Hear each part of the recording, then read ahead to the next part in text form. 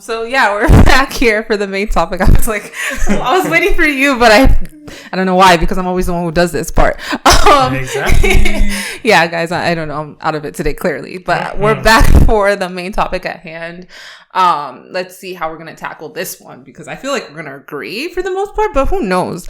Our favorite, I guess, umbrella topic on Terminal 234 is anything related to relationships and love and blah, blah, blah. And today is no different in terms of the subtopic that we're going to try and tackle, which is toxic relationships, whether they're romantic or otherwise, and how to approach them. Are you cutting this person off? Or are you trying to, take what many would say is the more mature approach of actually talking through it and figuring it out? So I think before we jump into it, yes, I would like to know what you think first. Well, because I know you're about to tell me what I think. No. What do you think? I think that. Okay. Initially, at first sight, I would say talk through it. But now that I really, really think about it, there's no shame in the cutoff game. So that's the stance I'm taking. Interesting. Interesting. So I think that there's always layers to everything, right? I'm here to bring out all the layers.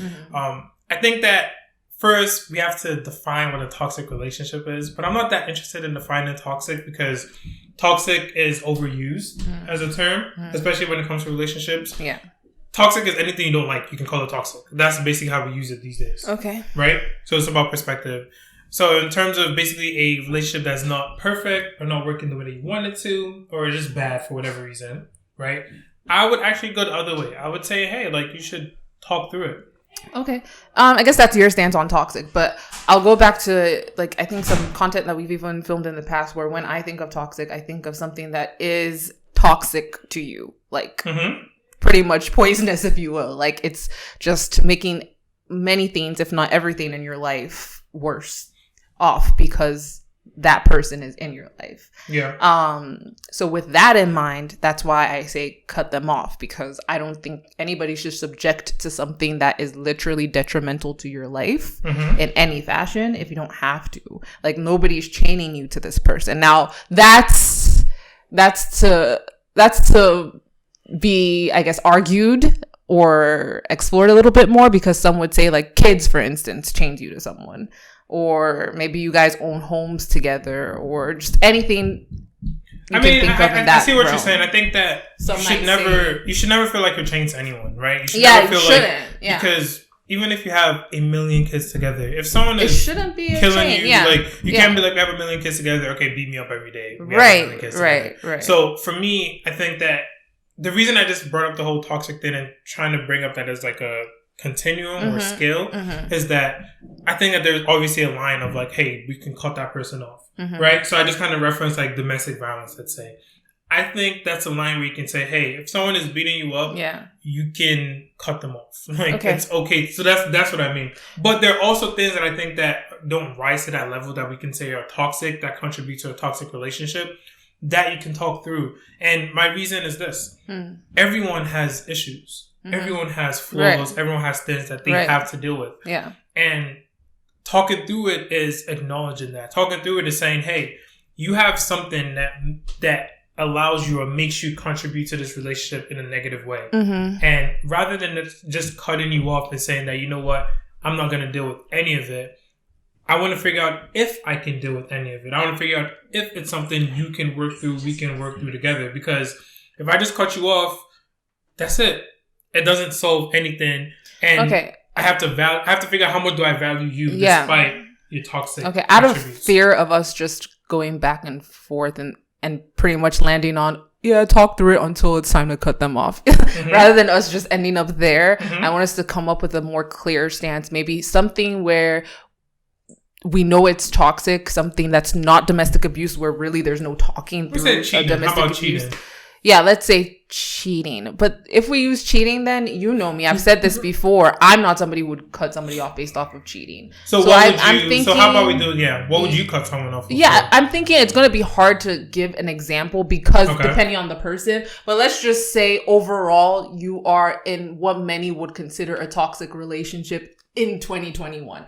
Let's go away from what I said initially, where it's like toxic like poison, and also go away from defining exact lines, but just we know, let's say we both know that overall this person is considered to be toxic. Someone that is like controlling, they want to know where you are maybe every things hour like of the that. day. At some people that's fine, some people that's not, but like stuff like that where in 2021 we'll just say it's toxic, right? In that, to me, I don't see a problem with cutting the person off. If for you, that's where it's going to ultimately lead anyway. Like, let's say, I see what you're saying. Yeah. I think that what I think is a lot of people have that mindset, and I actually think that's part of the issues with a lot of relationships and people now, is that we have this mindset of like, hey, if it's this, I'm out. Where, yes, I understand it, and like I said, there's certain things that obviously rise to that level. Yeah. But I think that in my opinion, it seems like for too many people, there's too many things that rise to the level of cutting them off. And I think that you need to work through problems. Like, let's go back to the controlling thing. Because a lot of people will tell you that is toxic if you don't like that. It is, yeah. I think that's a toxic thing. You're controlling one where they are every hour of the day. Right. That's something that it's not going to be easy to work through because that person's probably been that way for a long time. But it's something that you can figure out. You can figure out like, hey, why do you feel this way? Like, why are you so insecure about where I am? And I'm not trying to say that it's your duty to do this with everyone, but there are times that you will have to deal with people's issues. Like, you can't go through life saying, I'm going to find my Mr. Right or Mrs. Right, but I am never going to talk through anything that is a little bit toxic because I'm out. Because you will then never find that person. Or you find someone that hides it really well until you find out 20 years later and you're like, damn, like, how did you trick me? I also think many toxic traits are ones that, I'm sorry, you're going to find it hard pressed that people change those behaviors. So if they're controlling by nature, you might end up wasting 3 years of your life trying to talk through controlling behavior where you could have just moved on. So I think, honestly, because people are, like I kind of framed it earlier, where many would say it's the more mature route or whatever to talk through it, work through it, blah, blah, blah. I also think that's oftentimes just people wasting time. Like, you're going to end up cutting them off anyway, typically, because most times, sorry to say, like, for instance, once a cheater, always a cheater might be a theme that applies to many people. Again, I've already said I'm not maybe the type to completely cut someone off after the first offense, but many people are, and I don't blame them for that, because I do know it to be true that most times if somebody has cheated in the past, they're not going to completely change their ways and go cold turkey for the future. I mean, I definitely see what you're saying, because I'm a pragmatic person, but it's just hard for me to tell someone to do that, or it's hard for me to see myself in that position and to do that, to give that type of advice. Yeah, because it's even to do it myself, to be like, oh, you're toxic, I'm cutting you off. It's like, nah, like, I can work through it with you. And I also think a lot of what comes into play is, what is that person's perspective, right? Like, can that person recognize how that's toxic, right? Because if you say someone is controlling, it's one thing that the person is like, damn, I understand. Like, I know I'm controlling and I don't want to be controlling, versus someone is like, no, I'm not controlling. Like, if you don't accept me like this, then be gone. I think when we talk toxic, though, I think it's important to remember that, again, it's not the individual behavior per se. It's how it makes you feel, I think. So, for instance, something like cheating, where some people take it so personally, like like they can't eat, they can't sleep, they don't want to even be in the same room as the perpetrator of the cheating, right? Yeah. Like, that's really toxic to your life. Whereas if it's somebody else where it's like, oh, this is something I can talk through. I don't think that's toxic. I think that's maybe a flaw in your relationship that can be worked through. So again, for me, when I think toxic, I'm thinking of the person that's dealing with whatever trait it is. Sure. And if it's at a point where, like, you go to work unhappy, you can't, like I said, eat or like just move about your life without thinking about it, being sick to your stomach, blasé. Why even keep that energy in your life? So I definitely understand what you're saying, but I also then will ask you, like, at what point do you also look at yourself and say, why is it that I'm feeling this way about this? Like, am I bringing anything to it? Because you also, by cutting them off, you're basically saying, I'm completely fine, and you have to go fix yourself, and I'm not dealing with that. But at what point do you say like, hey, okay, like this person cheated, but why do I feel like I want to stab them? I mean, that's a stab, but like, why do I feel like I can't have a pleasant day with them after the fact, after being... That's for the person to decide. So like, even with like controlling, like we said, like some people you see outside looking in, I'm like, oh, that's a controlling ass dynamic in their relationship. That can't work for me. But some people it's like, no, we mutually need to like check in every hour on the hour. Yeah. Like we mutually have control and things about... Exactly. And to them, it's like, for me, although it's controlling, for them, it's like, it's a controlling that is making the boat go. Like it's they're appreciative of, makes the relationship go, whatever. But exactly. For my point is, when I say talk through it, it's not just that you fix your problem. It's like we fix what's going. Like you said, it's not just a behavior. It's kind of how it's making you feel. It's everything involved in that. And cutting them off to me is just you're not dealing with the issue. Because if you deal with someone that, like I said, this person makes you feel this way because they do this or whatever, a bunch of things combined.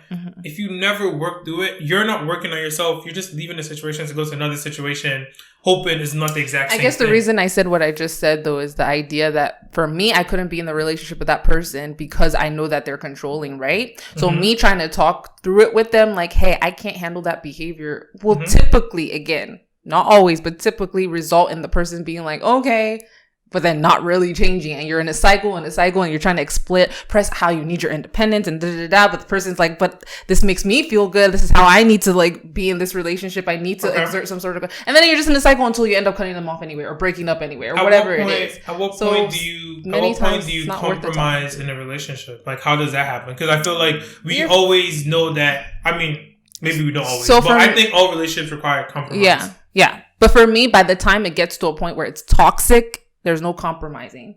Like, again, that's what I'm saying. You talk through flaws or issues in a relationship. You don't talk through toxicity. I really just don't see that ever working out in your favor. Most times, a toxic trait, in your opinion, like in your relationship, if it's toxic to you, there's no talking through it.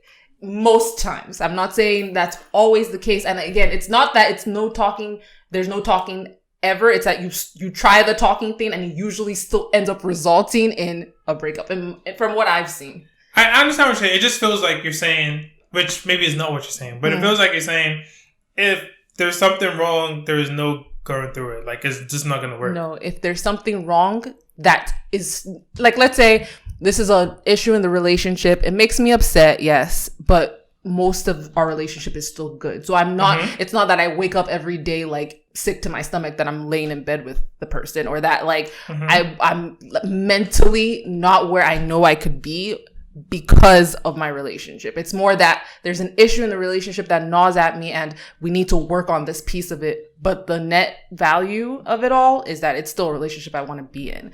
Toxicity is usually not that. Toxicity is usually a very all-encompassing part of a relationship. Like, it drives the relationship in a negative way most times. I see what you're saying, but I feel like, one, that's really extreme, and maybe that's what. But that's because toxic is an extreme thing. I think that what we consider toxic a lot of times is not that extreme, and I also think that there's a level of, like, I understand what you're saying. The relationship, but you yourself are also perceiving things and you're accepting things. And at what point do we just say, like, hey, you have to, like, look at yourself? Like, you have to consider what you're bringing into it. Like, I don't know how to do it. Let me help you here. Example. Would you want to be in a toxic relationship?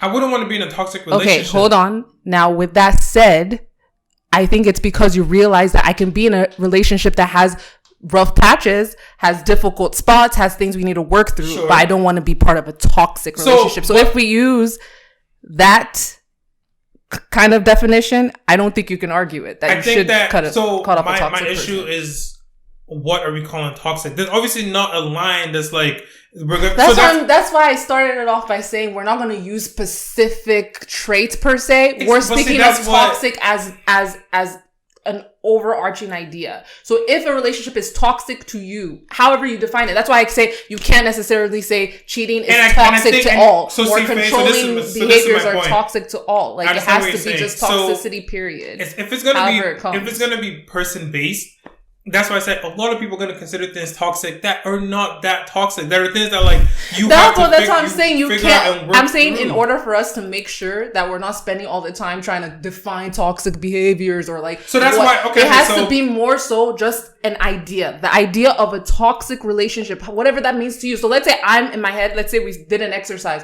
where I'm in my head describing something toxic to myself, and you in your head are describing something toxic to yourself. When we say it out loud, we might not agree on many of the things. So we can now live in that world. We just have to know whatever is toxic for the individual. I understand what you're trying to say. So what I'm trying to say is people, listen, everyone has a perspective. Everyone has an opinion. Everyone has how they want things.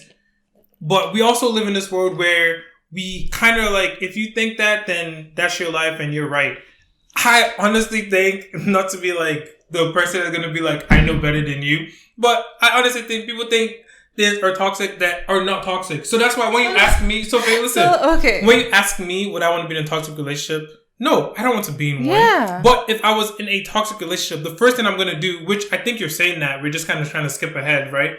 But the first thing I'm going to try to do is figure out, why is it toxic? Is this actually toxic? So right? It feels toxic, but is it actually? Yeah, that's what I'm saying. Once you've gotten to a point where you're like, yes, this is toxic. Like I'm saying, forget the lead up to toxicity because the lead up is going to be different for different people. I'm saying, so your definition of a toxic relationship might differ from mine, but again, we're just accepting that we now know what it is.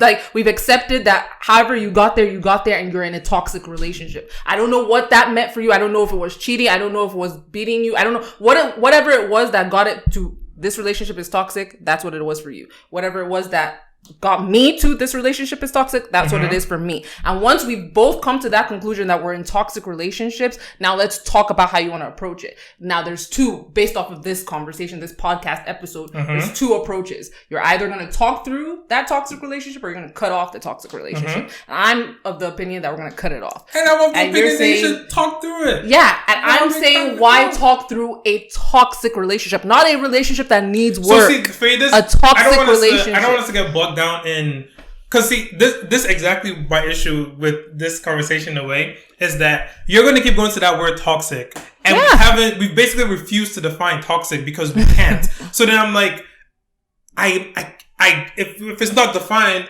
how am I going to tell you to cut off a relationship because of that word that's not defined? Is there a difference between a toxic relationship and a relationship that needs work? I don't know what the difference is other than toxic is obviously worse. But what makes it worse? Like, what's that line? I've already expressed my difference to you. I said the difference is in a relationship that needs work, by the time you weigh the pros and cons, the net value to your life, it's a net add. It's a good thing. So positive in most ways. I hate that definition because by the definition, you should never ever even like, once it's toxic, it's bad for you. Would you guys like to talk about the different types of relationships that could be toxic instead of just relationships? So a work relationship. That's interesting.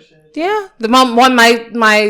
My definition still stands. It's like, again, at work, for instance, your coworker, for the most part, you have a copacetic relationship. Maybe they do things that grate on you. They're annoying. They're always late with their whatever, or they're always like chewing with their mouth full. Whatever annoys you about them, whatever bad behaviors they have, they annoy you, right? But most of the time, when you need them, they're there, or like you work together and you pretty much always deliver on whatever it is. Well, blah, blah, blah. Like overall, it's good. Toxic for me would be, overall, it's terrible. Like, they might do one or two things good here and there, but overall, oh my God, I hate going to work every morning because of this person. Oh my God, like, why has they not fired yet? If I could fire them, I would. Oh my God, So that's what I'm saying. Like, that's the difference. I understand what you're saying. I also think that when we switch the dynamic of the relationships, or when we look at different relationships, it makes it completely different, because what you're willing to go through with someone that's a partner versus someone that's a coworker versus someone that's a random friend versus a parent is completely different, right? Because people have relationships with their parents that are, and again, I don't even want to use the word toxic because it leads me to confusion. But why? But people have a relationship with their parents that are like, from the outside, right? I could see someone in a relationship with their mother, their father, or their sibling, and I'm like, that's not a good relationship for you. But that's their father. That's like, So you can't cut them off? It's not that you can't cut them off. It's that cutting them off back to the good outweighs the bad is not that simple. Like, it's not something you can easily I agree with you. It's not that simple, but I'm just saying. Okay, right. So continue along that path. Yeah. It's not something that's that simple. It's not obvious that it's bad for you. That if you weigh up everything, it's bad for you. It'll never be good. I would say, yes, you should work through that. If you and your father are always arguing, you can never have a conversation. It seems like they put you down and this and that. I'm not going to tell you to cut them off. I'm going to be like, yo, work through that. Because for whatever reason, I don't know what the reason is. I don't know what the issue is. But there's obviously deep stuff behind it. And it's your father. Like, this person is not someone that you're just going to toss. With a coworker, which I think to me is kind of the opposite end of the spectrum, right? Compared to like a father or mother. Yeah. That's all. And like, yo, your coworker, like, you have to work together, but like, don't talk to them ever again. Okay, like, cut them off. So I think the threshold can be different depending. So like, what your coworker can get away with is a lot different than what your parents can get away with. But that's why I'm saying, like, maybe it's not just the fact that they turn in assignments late that's toxic when it comes to your father. Like, obviously that doesn't affect you at all. Then the person that you're at your job not turning in things late or on time, and it has a trickle down effect on you. Yes, at your job, that's a threshold. Mm-hmm. For your father, the threshold might be, of course, a lot higher because they're your father. So maybe it's more like they are narcissistic in some fashion, in a way where they're just terrible at communicating with you. They put you down. They're emotionally abusive, blah, blah, blah. Maybe that's a threshold for your father. And that was enough for you to say that's a toxic parent in my life versus just a parent that has bad traits. I absolutely agree with you. And so when they're toxic, when I've gotten to a point where I think, let's use a different word then. But again, the point is when they've gotten to the point where they're bringing such negativity to your life that it's making it hard for you to live life to the best of your ability. It's mentally taxing to the point where you might as well not have the person in your life any longer. That's where cutoff should begin. I understand what you're saying. I think what I'm saying is when you put that line, I think that I want to have a conversation at a line that's like lower than you make my life horrible. And like, that's toxic. At that point, I feel like, if you make my life horrible, like, it's not the hardest decision to be like, I think that's why you're just gonna have to agree with me here. Then but you're agreeing with my stance. I'm agreeing with you because literally, I'm telling you, the line that you put in the ad is like, yes. That's because like, to meet the toxicity threshold, it has to be that bad. That's why it's not worth talking through anymore. So are you saying that if it's not that bad, then you can talk to to me, that's not toxic. So that's what I'm saying. To me, that's not toxic. Next time we have this conversation, we're going to have it my way. No, I'm sorry. Because you don't want to define toxic, but you have a clear definition that you like. I've said we're not defining toxic by behaviors. We're not defining toxic by behaviors. We're defining toxic on a conceptual level because it's too hard to do it by behavior. But on a conceptual level, toxic means it's so bad it's not working through it, or it's not worth working through. It's worth cutting off. But see, like in the definition, you're answering what shouldn't be that. Like, you know what I'm trying to say? Because you're basically saying if it's toxic, it's not worth working through. Because the question want me to now tell you that. Yeah, I want you to tell me that you basically agree with me because of because the podcast episode, the way we framed it, the way we started it is toxic relationships. I know. Cut off or talk through. Okay, that's what it was. It was toxic relationships. I didn't But the whole point of Versus is for us to present Faye, our views. I understand, but I didn't realize that you were going to make the whole conversation based on the definition of toxic, meaning that you cannot work through it. Because then, what's the conversation? Like, if you're going to tell me that's not argument. Faye, but we're not trying to. We're trying to. I'm saying based on how we framed the conversation, Galapo, which is toxic relationships. Yes. Are we gonna cut them off? Don't say it again. I'm gonna have to. Maybe we need to keep repeating it until you. Okay. So now that you know what it is.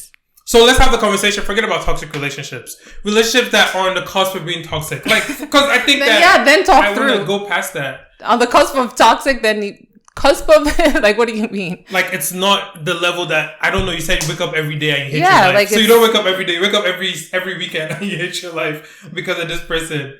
Like, at what point? The biggest thing, the more interesting part to me. Cut off once it's the net value of the person in your life is negative.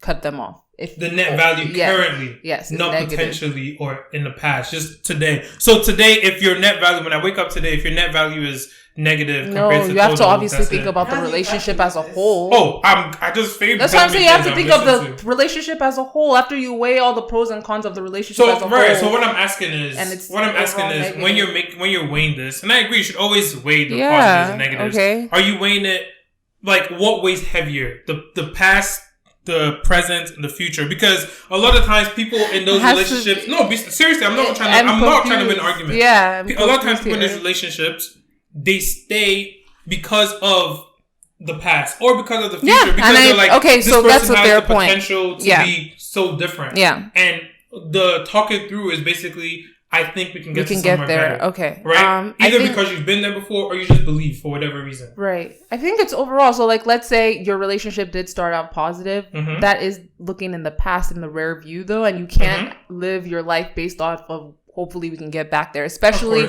let's say out of a 2-year relationship, only the first 6 months were great. And you keep chasing that first 6 months. And it's just, unfortunately, probably never going to happen. If more of your relationship has been negative than positive, then stop holding so much weight about the start of it. Because again, also outside of just how it's less time that was good than bad, also most relationships start out good. That's how you ended up in a relationship in the first place. So yeah, I think you have to weigh it using current dynamics as the main thing that you're looking at, not past dynamics. Now, if it's only been 2 weeks out of a 1-year relationship, say that again. What, Miriam? In the future. Speak. Like, why can't you? What about the future? You said the present and the future. Like, I'm sure you have to think about the future too. It's just the future. You're going to be making a lot of assumptions. So again, I don't want people to be making decisions about their life based off of hypotheticals and also not based off of past. But like I was trying to say a second ago, if the current is only like 2 weeks of your 1-year relationship has been really tough, then again, that's something to assess. That's like, oh, only a little bit of our relationship has been bad. This might be something we can work through. So overall, I'm saying, like, you wake up today and you're thinking about the last 4 years of your relationship, whatever that means to you, whatever the pros are for you, whatever the cons out for you. If the pros outweigh the con, then definitely talk through it. But if it's you're at a point in your life today where you're like, I really just can't see this getting any better, and the cons do outweigh the pros, why even keep it? Yeah, I see what you're saying, but I just think that in every relationship is different, of course, right? Yeah, but I think that depends on the relationship. It makes me just think more they should always talk through it, in the sense that when you consider the fact that there is a past, right? There's a timeline, so stuff changes. Yeah. So maybe it wasn't always like that. And it's also the future is maybe not necessarily always going to be like that. It makes sense to talk through just because it also help you weigh all those things you're saying, right? Because if you're not talking through it, if you're just like, I know how I feel, I know what I think it is now, and that's it. That's why I also went back to, like, what's the other person saying? Like, you can make the decision yourself that I'm cutting them off, but if you talk through it, you can get the other person's perspective. Like, are you seeing what I'm seeing? Are you willing to try to make it more like this? Like, are we on the same page? Because sometimes the person might be. Yeah. And, of course, you never know. People will say things and maybe not do it, but they might be willing to and able to. And cutting off kind of just, like, leaves no room for that. And for me, again, I don't think this is me changing my stance at all. I think there shouldn't be a cutoff if the person is in a toxic contributor to your life. Like, if it's a person that just has flaws and your relationship is good for the most part, or your relationship is currently going through a rough patch, but you know you can get through it because the rough patch might be tied to one incident or one theme that you feel like in your heart of hearts you guys can work through, for sure, talk through it. For me, once we're getting into toxic territory, I support anybody that cuts off. And I think that might be the best, rather than wasting your time or holding on to the hope of something getting better. If it's toxic, you're not happy, you're not thriving, just cut the person off, in my opinion. For instance, I'm a fan of an unfollow, because a lot of people will say maybe that's immature or whatever. And I'm like, but why why do the whole, let me mute them, or avoid seeing them, or just unfollow? Wait, one second. Yeah. Oh my gosh. She's going to stop the recording. Oh, sorry. That's okay. It's okay. Oh, sorry. Oh, okay. So you're a fan of the unfollow? Yeah, I'm a fan of the unfollow. I'm not sure what you guys caught. We cut off I am not a fan of the unfollow. I am like, okay, so I understand the unfollow. This is a different conversation, so I'm not even going to go too deep into it. I think the unfollow is a form of cutting off. It is, but I think it solidifies a cutoff. To me, like, again, it comes back to when you're doing all unfollowing thing, like, I'm looking at, like, that's more about you and your situation. So if you have to do that to feel like you've really cut them off, then, I mean, I guess it's fine. I always just question, like, why is it, like, you haven't cut them off to you until you've unfollowed, deleted their number. Like, I just look at you as, like, it's a weird mark. But I understand people do it. I get why you have that stance and why people have that stance. But for me, like I said already, like a lot of people play the like I'm gonna mute them game or avoid at all cost game or whatever. Like why even do that? Like let's just be honest. We don't want to see each other on each other's timeline. We don't want to comment. We don't intend on commenting. We don't really want to keep up. So why even like do it? Just unfollow. Like I mean, if you know. Yeah, especially if if you guys ended as friends and you don't mind keeping up with their life and you do want to know what they're getting into and not in a way where it's just like I wonder if he's with a new person. Yeah, like then cool. Fine. You're cool overall. Then keep the following. But if you know every time that person appears on your timeline you get weird about it, then why even? I mean, I understand. If you're gonna mute anyway, why even? I think maybe it's just that I feel like I haven't had that feeling of I see someone and now I have this really negative feeling or thought. So I'm just like, and then even if it's like, especially social media, like how many times am I going to ever, like it's just, you're not somebody who uses social media much either. I haven't felt this so strong that it would make me feel like I have to cut them out of my life. So to make sure that I don't feel this feeling. But of course I support it. Like if you feel really negative or this bad emotion or whatever because you see them on your timeline, like I mean take them out. It's not adding anything. So I would just laugh at it because it's like, oh, okay, like now you've cut them off because like they still exist. Like you see them in real life at the store and you hug them, but you don't follow them on Twitter. Like who cares? That's what I'm saying. If it's like that, then maybe stay. But I'm thinking like, but really people do that though. People do that where like you can cut them off on social media, but if you see them in real life, you're not going to ignore them. You're going to talk to them. So it's like, why you act like you're not? If all you're gonna do is exchange a like hello, like not stop and like you said hug and blah blah blah. I'm saying if all you do is like, oh okay, hi, I acknowledge that you're in the same presence as me, but I'm not having like there's many people who's like I won't have a conversation with you because we're not on that level. Then unfollow. I mean, I get it. So in that's conclusion, just an aside. Don't be in a toxic relationship. Yeah, in my opinion, cut them off. I mean, I agree with that. I just don't think you should cut them off like that. But I think you're saying the same thing. We're just arguing to argue. Okay. Right? I mean, no, you're saying the same thing. Like, you should definitely talk to it first. Yeah, if they're not toxic. You're just saying that by the time it gets to toxic, whatever that level is, then nothing is going to work. Yes. And maybe that's true. I mean, that toxic line is, I don't know what that means. Yeah. Shall we shout out some people? Sure. Or you want to tell us something else? No, you can do shout outs. You're good? Yeah, I'm good. All right, Faye. You feel like you won the argument? I do. Okay, I know that's what you want. You won the argument. You won. Nah, you made some good points. Thank you. I disagree with you on, but we're not going to go back. I hate arguments. The funniest part is that both of us don't really like the toxic word.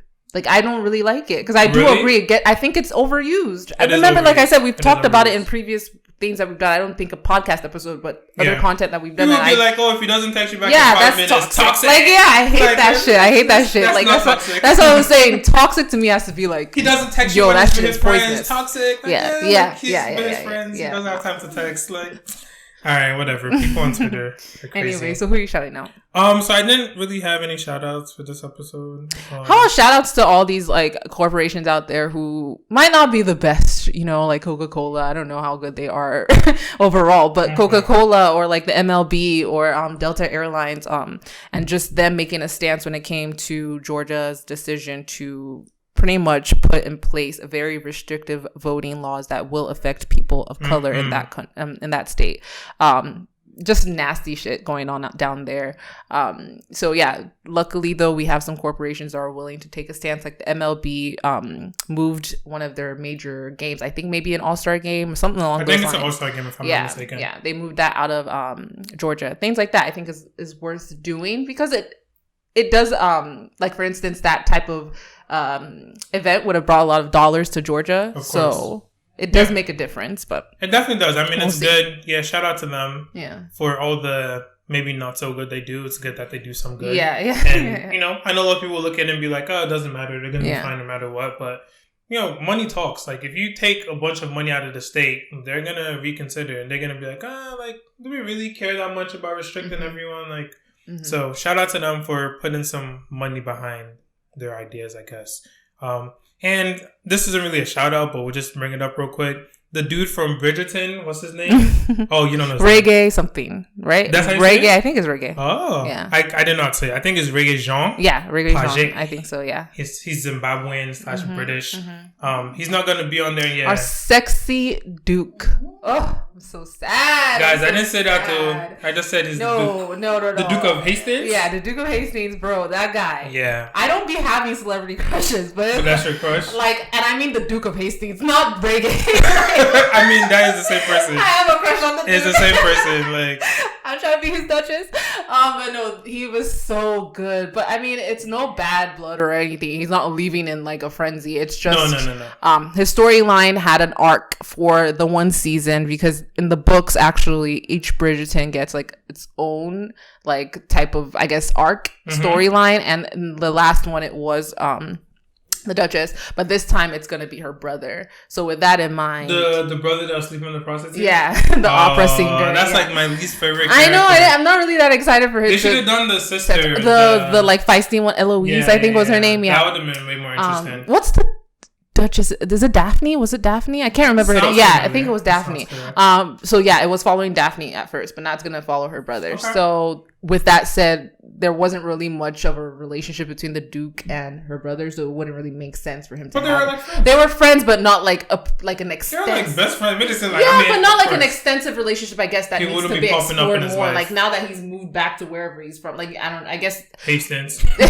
Yeah, I guess there's really no need. But Daphne still will show up probably because that's his sister. So maybe like to help with vetting whoever he's potentially gonna marry, stuff like that. So we'll see how that goes. But I'm gonna miss Reggae on my screen. Yeah, no, shout out to him. He did a good job. Yeah, and hopefully he gets more work. He does. He will. Sure anyway. I think he's already been announced for some other stuff, like another Netflix movie that's gonna be with some big people. Nice. And another movie as well. So he has things lined up.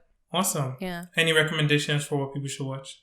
The most recent Netflix thing I watched was Genie and Georgia. Have you watched that yet? No, I've seen it trending, but I don't know how I feel about it. It's okay. It's good. I mean, it entertained me for the full season. Like I didn't stop anywhere in between or anything. But it wasn't like amazing. It wasn't like Yeah, I only like watching like amazing things. I don't like watching. I see. Nah. How about you? Any? Who Killed Sarah? I just told you that. Oh yeah, you did just tell me that. That might not be the full name. It might be Who Killed Sarah Guzman, but it's on Netflix. It's a Mexican show. It's really, really good. Very interesting. It's good. It'll keep you entertained. Unfortunately, it has a second season, which means they're going to drag out the story forever and ever. Because they could have wrapped it up if they really wanted to in one season. Yeah. But I'm sure it's just going to get more complicated and convoluted and stupid. But the first season is very good. I'm sure the second season will be good, but not as good. Not as good. That's how it always is. Yeah. Anyway. Yeah. Thank you for listening. Thank you. Watching. And, thank you. Thank you. Subscribe, share, comments. Yeah. What else is Ditto. There? Yeah. You said everything. Yeah. Bye, guys. Peace.